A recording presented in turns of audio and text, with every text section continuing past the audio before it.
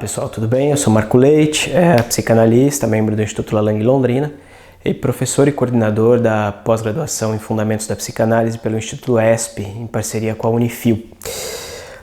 Eu vim falar um pouquinho para vocês hoje a respeito do narcisismo.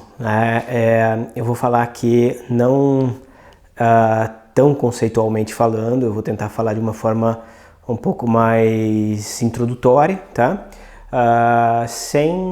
Porém sem perder a questão dos conceitos, tá bom?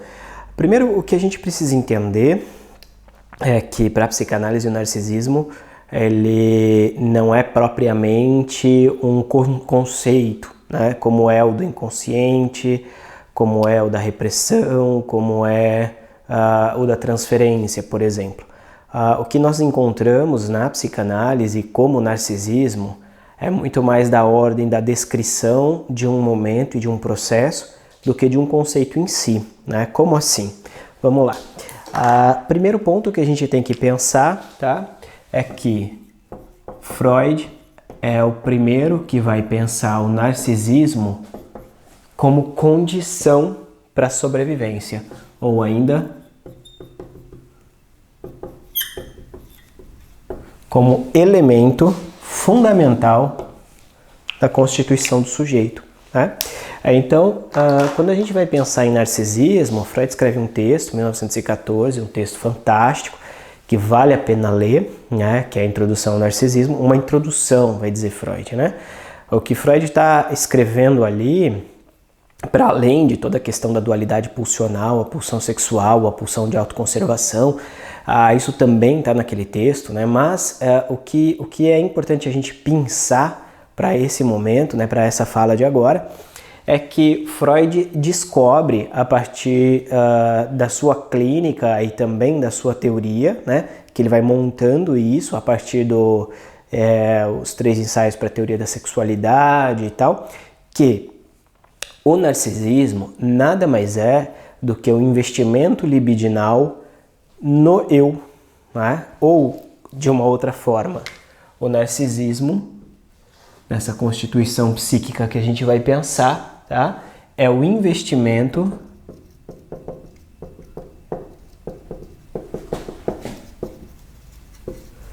libidinal no eu enquanto objeto. Investimento libidinal não é instinto, tá? E não é auto, né? No sentido de eu auto-invisto em mim mesmo. Não. Investimento libidinal, o que Freud chama de libido, é a força do amor, é a energia do amor. E quando estamos falando de energia, para Freud, na psicanálise, o que nós estamos dizendo é pulsão, tá? Então, você pode entender que, né, esse investimento libidinal no eu enquanto condição de objeto, né, na realidade é um outro que investe no eu enquanto objeto, né? O outro vai olhar a criança, enxergar a criança, desejar a criança, né? Tem toda uma série de questões aqui na constituição psíquica do sujeito que vai aos poucos moldando, né? Ou ainda produzindo como efeito algo que nós vamos chamar de identificação, ok? O sujeito vai se identificar com um objeto amado pelo outro. Veja, ele não é. Isso aqui é muito importante. O sujeito não é o objeto amado, mas ele vai se identificar com o objeto amado do outro. Tem tudo aqui, tem na teoria do Freud, né? O que eu estou querendo mostrar para vocês é aquela ideia do Freud que primeiro, né, é o eu e não eu. Primeiro é tudo não eu. Não existe essa diferenciação entre eu e não eu, né? Não existe sequer um eu. Freud vai chamar de um eu primitivo. A partir do olhar do outro, do cuidado do outro, do amor do outro, da atenção do outro, né? Desse outro, o grande outro, como vai dizer Lacan, a partir do desejo desse outro, eu vou poder me constituir, né? buscando incorporar em mim traços, né, elementos, traços de identificação daquilo que supostamente falta no outro, né? O que deixa a coisa tudo muito mais interessante, porque o narcisismo não é tão simplesmente, né, a produção de um amor próprio, né, como muitas pessoas dizem. É o contrário. Quando o Narciso, lá no mito, né, se encontra com a imagem dele refletida no lago, veja que interessante, Narciso não sabe que é ele. Então é um outro, é um outro que ele fica ali siderado, né, como vai dizer Lacan, né, fica tomado por esse olhar do outro, por essa bela imagem que é esse outro, mas não é Narciso. Então o que nós vamos ter aqui é a e a linha. Primeiro, o sujeito. E depois o ideal. Veja que interessante. Narciso não é Narciso.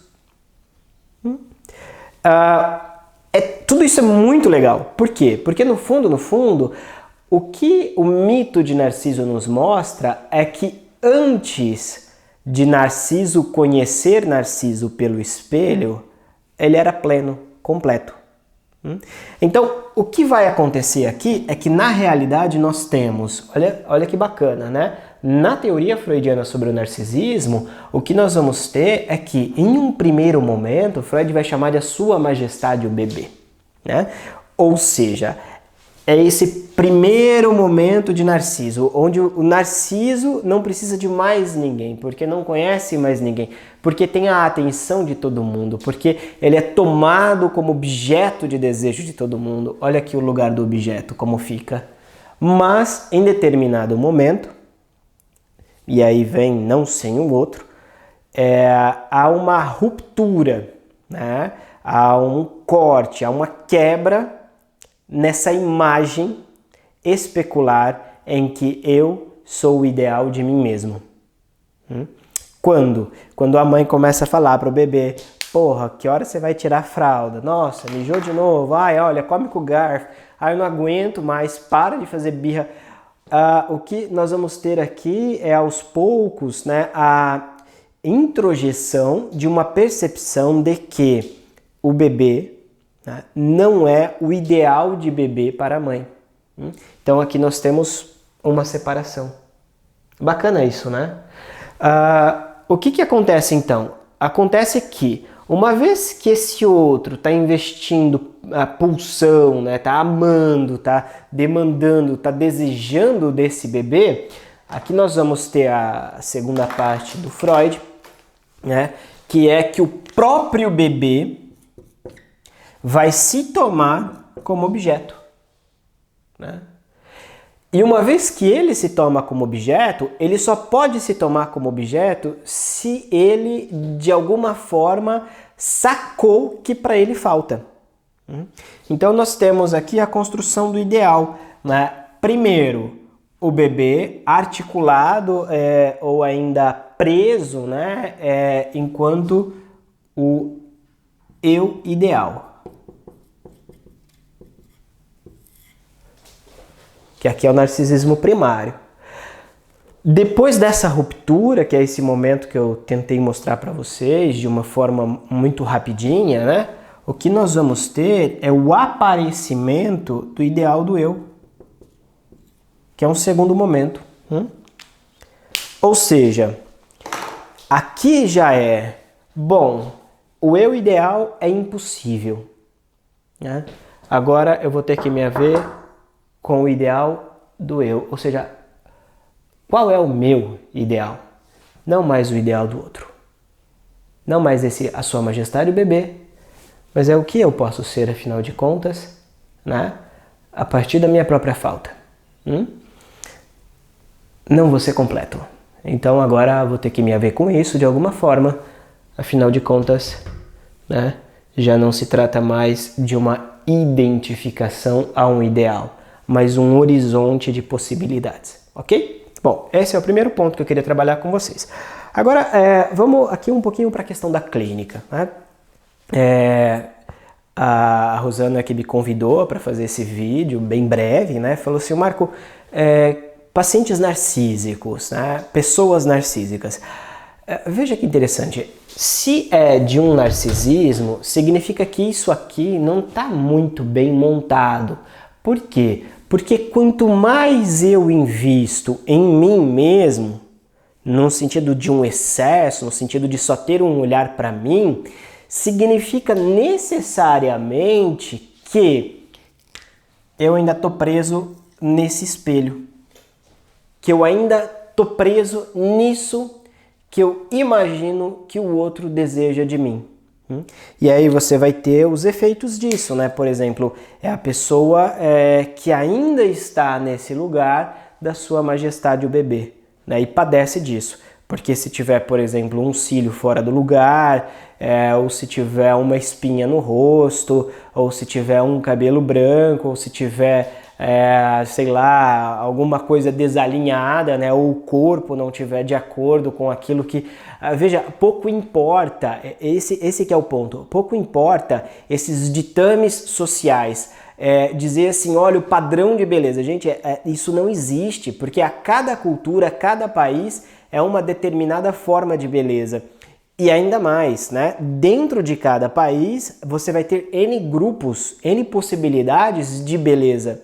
Então, desafiar um padrão de beleza é mais ou menos anticapitalista, né? Essa ideia de padrão de beleza. Por quê? Porque no capitalismo, no discurso capitalista, tudo, absolutamente tudo entra como padrão.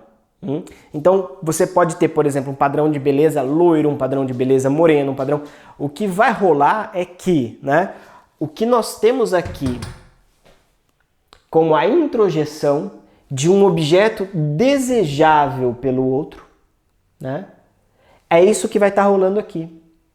Então, não se trata tanto de um ditame social que diz o que você deve ou não deve fazer, mas diante de uma imagem especular do espelho que você vai olhar e dizer assim tá bom ou assim não tá bom. E, pasmem, geralmente nunca tá bom, né? Por quê? Porque não se trata do meu olhar sobre mim mesmo, mas se trata de um olhar de um outro introjetado em um outro momento, em um momento bem primitivo da vida, que é essa cisão entre, olha, você não é aquilo que tampa o meu buraco. Então, quando nós vamos receber pacientes com essa característica narcisista, o que está apontando não é para a perfeição que se constrói com um corpo, com uma maquiagem, com uma roupa, com o intelecto, mas o que se aponta é justamente para a impossibilidade de ser isso aí, né?